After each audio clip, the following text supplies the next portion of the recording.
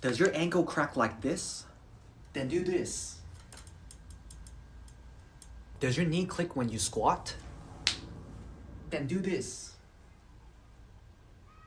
Does your shoulder click when you do this?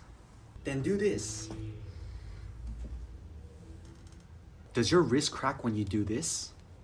Then do this. Does your hip click randomly when you do leg raises? Then do this.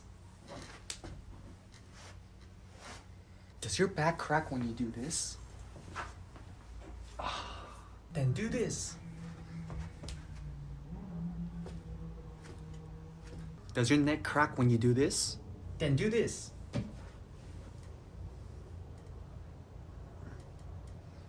Does your chest crack when you do this? Then do this. Do your toes crack when you do this? That's normal.